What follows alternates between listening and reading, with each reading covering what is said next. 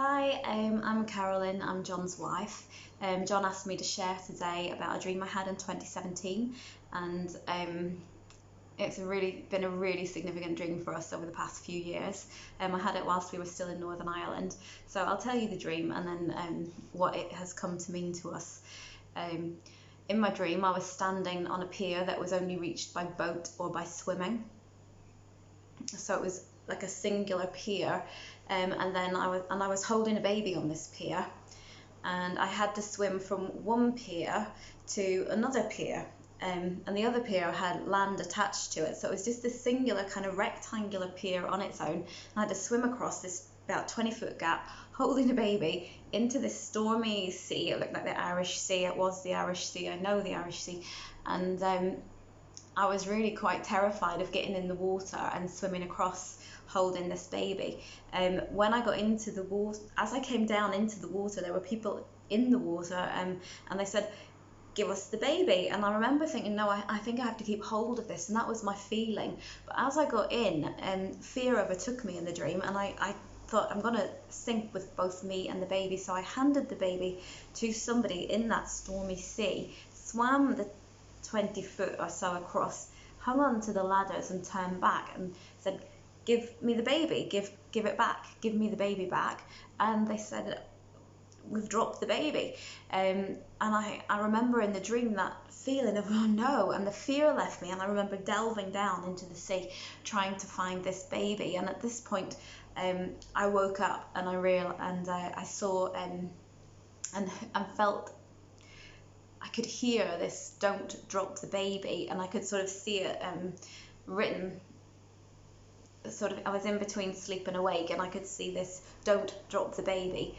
And I was in I'd woke up with such a start, and I must have been making noises. John woke up next to me, and I told him this dream.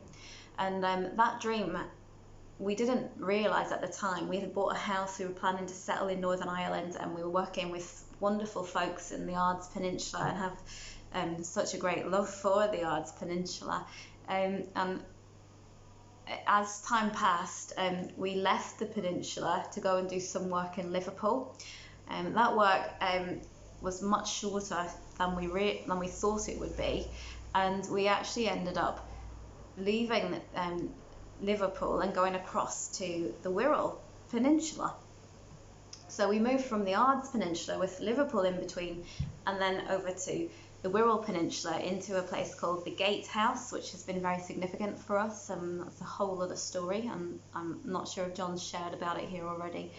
But the significance, I've got a drawing here in front of me where I write in my dream book, and you can kind of hold it up quite close so you can see. There was the pier here, it's very badly drawn, was on its own, and I had to swim across to one attached to the mainland.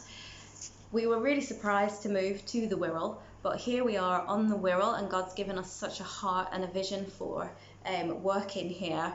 And I just feel that God's grace is on all this for us, because we've had the two dreams, and we weren't to drop the baby, which the baby for us represented the ministry that we love, and which is pioneering and being prophetic and breaking new ground, and linking people together, really linking them up, linking together Christians of a like-minded, seeking the remnant, and working together to build kingdom, and to create the church, the bride of Christ. So from one pier to another in a dream, which has become from Northern Ireland and the Ards Peninsula to working into the beautiful land that we live on now called the Wirral Peninsula. So anyone who's watching this, I just want to give a shout out for Wirral. We're praying for Wirral, and we're praying for England. Amen.